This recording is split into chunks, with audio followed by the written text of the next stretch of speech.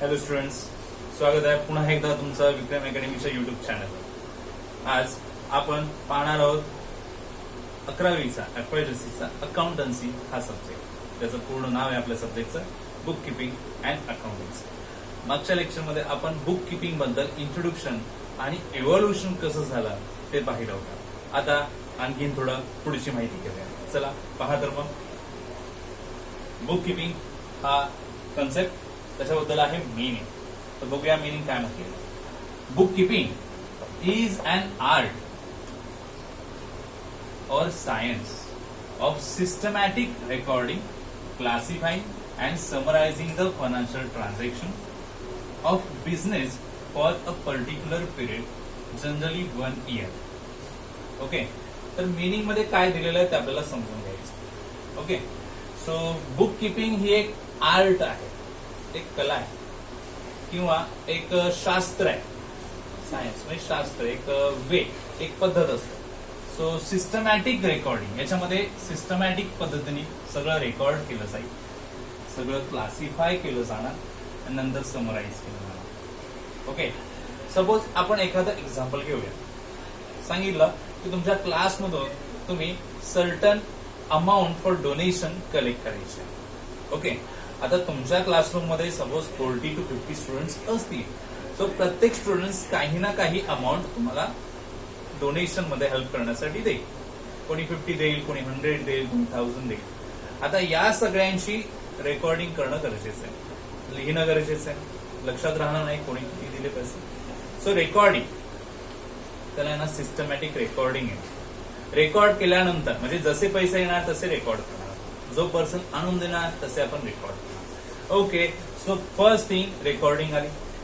आता तुम्हाला सांगितलं की क्लासिफाय करा। आता क्लासिफाय कसं, बॉईजचे क्लासिफिकेशन वेगळे आणि गर्ल्सचे वेगळे। बॉईजनी किती आले आणि गर्ल्सनी किती आले, किंवा 100 रुपीजच्या वर कोणी दिले, 100 रुपीजच्या लेस कोणी दिले, अशा वेगवेगळ्या डिफरंट लिस्ट क्रिएट करा त्याच्यामधून। याला म्हणणार आपण क्लासिफिकेशन। देन समरायझिंग सिमिलरली म्हणेल अमाऊंट प्रमाणे लोवेस्ट अमाऊंट पासून हायएस्ट अमाऊंट पर्यंत समराईज ट्रान्झॅक्शन करा, किंवा हायएस्ट अमाऊंट पासून लोवेस्ट अमाऊंट पर्यंत, किंवा असं म्हणूया की जे काही ट्रान्झॅक्शन तुम्ही रेकॉर्ड केलेले आहेत ते नेमिंग प्रमाणे ए पासून नेम होणारे स्टुडंट्स आधी, नंतर बी पासून, नंतर सी पासून अल्फाबेटिकली समराईज करा। सो ट्रान्झॅक्शन रेकॉर्ड करणं त्याच्यामध्ये आलं, क्लासिफाय करणं त्याच्यामध्ये आलं, समराईज सुद्धा आलं। आता असं केल्यामुळे झालं काय, आपल्याला कळणार की टोटल इन्फॉर्मेशन जी आहे ती प्रॉपर सिस्टमॅटिक वेने आपल्याला ती लक्षात घेता येईल, समजेल, किंवा आपण कोणासमोर ते देऊ, प्रेझेंट करू, त्यांना सुद्धा ते व्यवस्थित समजून येईल, कारण तुम्ही सिस्टमॅटिक रेकॉर्ड केलेलं आहे, क्लासिफाय करून दाखवलं, समराईज करून दाखवलं। याच्यामुळे इन्फॉर्मेशन समजणं सहज सोपं झालं। ओके, जसं की आपण म्हणूया ऍडमिशन प्रोसेस। आज तुमच्या कॉलेजमध्ये, ज्या कॉलेजमध्ये तुम्ही आता जाणार आहात, तिथे हजारो स्टुडंटनी अप्लाय केलेलं असेल। ओके, मग त्यांची रेकॉर्डिंग कॉलेजला करावी लागेल, त्यांचे फॉर्म्स काय असतील किंवा आणखीन काय असेल रेकॉर्डिंग करावी लागेल। कोणत्या स्टुडंटनी कोणते सब्जेक्ट घेतलाय, कोणी मॅथ्स घेतलेला आहे, कोणी SP घेतलेला आहे, कोणी IT घेतलाय, कोणी मराठी, कोणी हिंदी, प्रत्येकाची रेकॉर्डिंग करावी लागेल। ओके, देन त्यांना क्लासरूम प्रमाणे क्लासिफाय करावं लागेल। प्रत्येक स्टुडंटला कोणत्या क्लासरूमला, कोणत्या स्टुडंटला कोणत्या क्लासरूम मध्ये ठेवायचं आहे। मॅथ स्टुडंट असणारे सेपरेट क्लासरूम, SP असणारे students separate classroom. So classroom प्रमाणे त्यांना क्लासिफाय करावं लागेल। अँड आफ्टर दॅट त्यांचे नेमिंग वगैरे व्यवस्थित अरेंज करावे लागेल, अल्फाबेटिकली अरेंज केलेले असतील रजिस्टरमध्ये। सो हे सगळे ऑल ट्रान्झॅक्शन रेकॉर्ड करणं, ही सगळी इन्फॉर्मेशन रेकॉर्ड करणं, क्लासिफाय करणं, समराईज करणं, हे असं आहे। सो हे जस्ट एक्झाम्पल घेतलं, इथे फायनान्शियल काही इन्फॉर्मेशन नाही म्हटली मी, बट असेच बिझनेसमध्ये ही ट्रान्झॅक्शन फायनान्शियली येतात। म्हणजे परचेस ट्रान्झॅक्शन आहेत, सेल ट्रान्झॅक्शन आहेत, कॅश रिसिव्हचे ट्रान्झॅक्शन आहेत, कॅश पेडचे ट्रान्झॅक्शन आहेत, कोणाला डिस्काउंट दिला त्याचे ट्रान्झॅक्शन आहेत। सो हे सगळे ट्रान्झॅक्शन आहेत, हे ट्रान्झॅक्शन आधी रेकॉर्ड केले, मग ते क्लासिफाय करणार। सेल ट्रान्झॅक्शन पूर्ण महिन्याभरातले सेल ट्रान्झॅक्शन सेपरेट करा, क्लासिफाय करा, देन परचेस ट्रान्झॅक्शन क्लासिफाय करा। सो असे क्लासिफिकेशन करावे लागतील ट्रान्झॅक्शन, कारण ते मिक्स असणार ट्रान्झॅक्शन, ते क्लासिफाय करावे लागतील आणि मग त्यांना व्यवस्थित समराईज करावं लागेल अमाऊंट प्रमाणे किंवा डेट प्रमाणे। सो ज्याप्रमाणे ट्रान्झॅक्शन ऍडजस्ट करता येतील तसे ते ऍडजस्ट समराईज करावे लागते. सो बुक किपिंग ही एक आर्ट आहे. हे सगळं लिहिणं, हे क्लासिफाय करणं, व्यवस्थित लिहिणं हे पण एक आर्ट आहे. राईट करणं ही एक आर्ट आहे आणि सिस्टमॅटिक वेने लिहिणं सो सायन्स. सिस्टमॅटिक टेक्निकल वेने व्यवस्थित ते लिहिणं that is a science. Okay, so book keeping is art and is also science for recording, classifying and summarizing the financial transaction. Financial means related to money. पैशाच्या रूपातले म्हणजे financial transactions कसे असणार आहेत ते आपण बघितलं. Selling transaction, purchase transaction, all activities त्याच्याशी रिलेटेड, कॅश येणं, कॅश देणं, या सगळ्या ऍक्टिव्हिटी फायनान्शियल ट्रान्झॅक्शन्स आहेत. सो हे असे सगळे ट्रान्झॅक्शन्स रेकॉर्ड करणं, क्लासिफाय करणं, समराईज करणं इथे येणार आहे. ही आहे book keeping of a business for a particular period. आणि हे सर्टन पिरियड साठी असतं. जसं मी म्हटलं 1 मंथ साठी म्हणूया किंवा 1 इयर साठी म्हणूया. सिस्टमॅटिकली जर म्हणायचं तर बुक किपिंग हे जनरली 1 इयर साठी धरलं जातं. 1 इयर साठी राईटअप केलं जातं. Recording, classifying, summarising complete generally 1 year अजून करूनच काम होतं. ठीक आहे, सो ही झाली मिनिंग. आता आपण बघूया डेफिनेशन. डेफिनेशन्स दिलेली आहे. सो मेनी डेफिनेशन्स आहेत तुमच्या बुकमध्ये. तुम्ही डेफिनेशन्स रीड करू शकता. बुकमध्ये ज्या आहेत त्या 4 to 5 डेफिनेशन्स आहेत. तुम्हाला जी इझी वाटेल ते तुम्ही त्याच्यातून कन्सिडर करू शकता. मी जस्ट 1 डेफिनेशन घेतली आहे तिथून. ती आहे R.N. कार्टर यांची. काय डेफिनेशन बघूया. Book keeping is the science and art. इथे म्हटलं तेच पुन्हा इथे म्हटलंय. So of correctly recording in the books of accounts. जे काय आहे ते करेक्ट प्रॉपर इन्फॉर्मेशन रेकॉर्ड करायचे कुठे, बुक्स ऑफ अकाउंट्स. आता हे सगळं ट्रान्झॅक्शन्स रेकॉर्ड करायचे आहेत, लिहायचे आहेत. कुठे लिहिणार, कुठे राईट करणार, सर्टन बुक्स असणार ना. ओके, मग त्यांना बुक्स ऑफ अकाउंट्स म्हणतात. So all those business transaction, बिझनेसमध्ये येणारे ऑल ट्रान्झॅक्शन. जसं मी म्हटलं सेल ट्रान्झॅक्शन असू शकतात, परचेस ट्रान्झॅक्शन असू शकतात. आपण कोणाला तरी कॅश देतोय त्याचे ट्रान्झॅक्शन असणार. आपण कुठून तरी कॅश घेतोय त्याचे ट्रान्झॅक्शन असणार. आपण काहीतरी असेट्स घेतलेले आहेत, जसं फर्निचर आणलं, टेबल खुर्च्या आणल्या, सो ते असेट्स आणलेले आहेत त्याचे ट्रान्झॅक्शन असणार. सो मेनी ट्रान्झॅक्शन असतात, मिलियन्स ऑफ ट्रान्झॅक्शन असतात कम्प्लीट वर्षभराचे म्हणाल तर. सो असे बिझनेस ट्रान्झॅक्शन आहेत, हे रेकॉर्ड करायचे आहेत. आणि हे असं केल्यावर काय होतं, दॅट रिझल्ट इन ट्रान्सफर. मग ट्रान्सफरसाठी ते ट्रान्झॅक्शन असतील, मनीचे ट्रान्झॅक्शन असतील पैशाच्या रूपातले, और मनीज वर्थ म्हणजे पैशाच्या व्हॅल्यू मध्ये एखादी ट्रान्सफर झाली असेल तर ती असेल.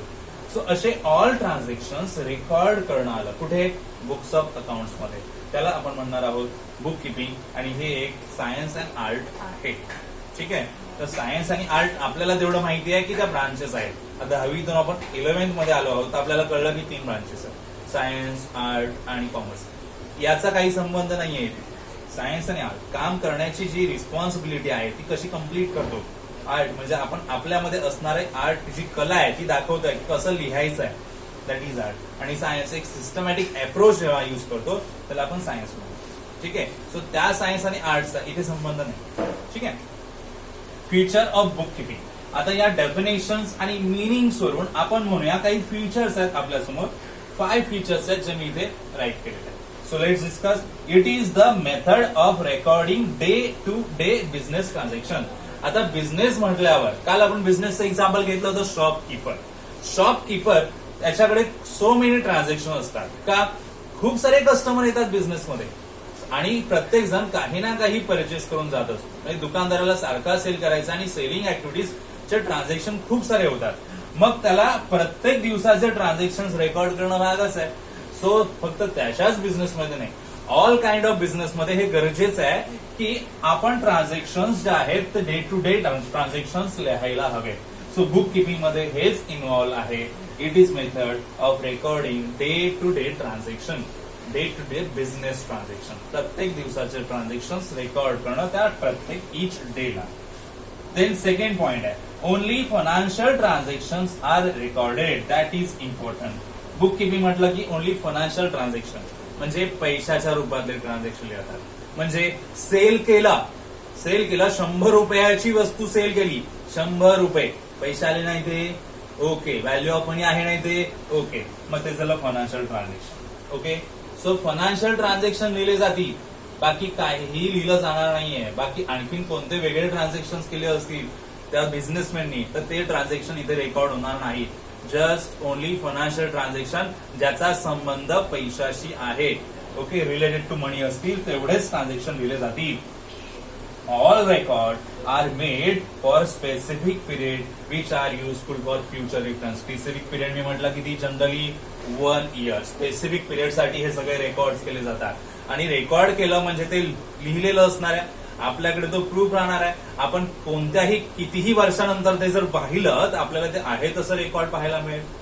1 year नंतर पाहिलं, 2 years नंतर चेक केलं, 3 years नंतर चेक केलं. जे आपण लिहिलंय बुक किपिंग मध्ये ते बुक किपिंग मधला संपूर्ण रेकॉर्ड आपल्याला केव्हाही पाहता येईल नेक्स्ट फ्युचर पिरियड मध्ये. सो फ्युचर पिरियड मध्ये आपण का पाहणार, आपल्याला गायडन्स मिळेल की त्या इयर मध्ये अशी सिच्युएशन झाली होती, आपण मग काय केलं होतं तेव्हा, आता आपल्याला काय करायला हवं. सो हे सगळं गायडन्स वगैरे पाहण्यासाठी आपल्याला फ्युचर रेफरन्स म्हणून या सगळ्या रेकॉर्डचा यूज होऊ शकतो. जनरली स्पेसिफिक पिरियड साठी हा रेकॉर्ड असतो ना, म्हणून. Record of transactions are based on rules and regulation. जे आपण ट्रान्झॅक्शन रेकॉर्ड करणार हे सर्टन रूल्स अँड रेग्युलेशन प्रमाणे आहेत. येस, रूल्स रेग्युलेशन असणारच. आता एवढी सगळी माहिती आपण लिहितोय तर काहीतरी रूल्स प्रॉपरली लिहिण्यासाठी असतील. सिस्टमॅटिक अप्रोच कशाला म्हणायचं, आपण सिस्टमॅटिक वेनी लिहिणं कशाला म्हणायचं, काहीतरी रूल्स रेग्युलेशन असणार ना. येस, तेच रूल्स अँड रेग्युलेशन फॉलो होतात ट्रान्झॅक्शन लिहिताना. And it is an art of recording business transaction. आता हे पुन्हा तीच लाईन आपल्याला सांगितली आहे. इथे पण आपण म्हटलं की ते आर्ट आहे, कला आहे लिहिणं म्हणजे. इथे पण म्हटलं आपण ती एक आर्ट आहे. सो हिअर ऑल्सो आर्ट आहे, ही बुक किपिंग ही एक आर्ट आहे. आणि ही आर्ट कशाची आहे की बिझनेस ट्रान्झॅक्शन सायंटिफिकली किंवा सिस्टमॅटिकली कसे व्यवस्थित लिहिता येतील बुक्स ऑफ अकाउंट्स मध्ये. ओके, सो आपण इथे आता काय डिस्कस केलं, तर आपण डिस्कस केलं मिनिंग बुक किपिंगची काय आहे.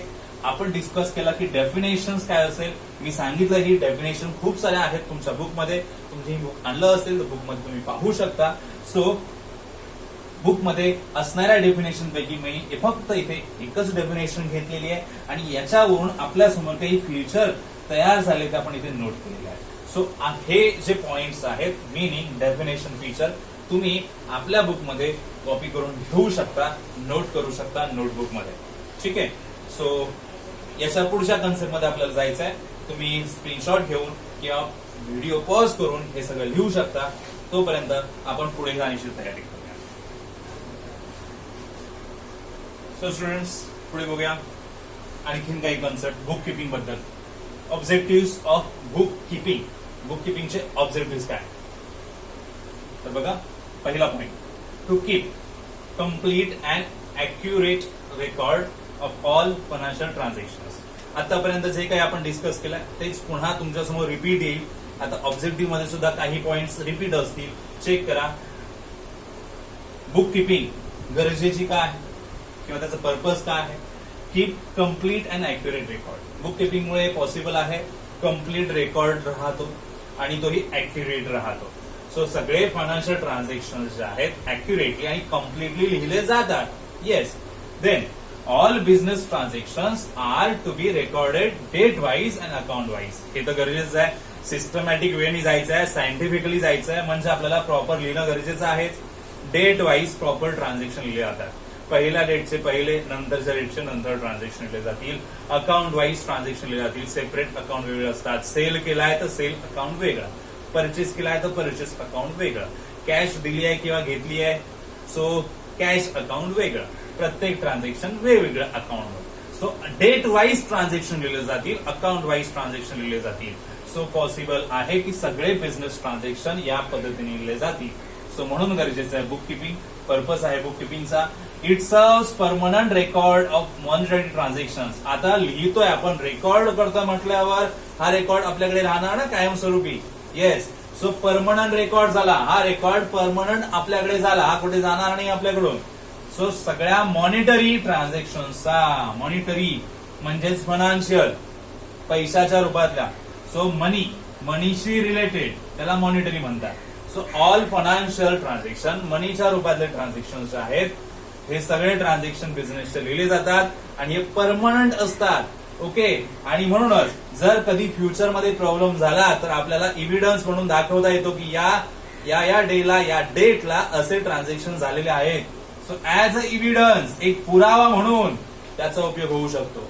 Okay, to know the profit or loss of the business, हे गरजेचं आहे. आपण कालच्या याच्यामध्ये पण डिस्कस केलं होतं की आपल्याला बिझनेसमध्ये कळलाच पाहिजे प्रॉफिट काय झाला किंवा लॉस काय झाला, तर त्याच्यानुसार आपल्याला ठरवता येतं की बिझनेसमध्ये आपल्याला कुठे जायचं आहे.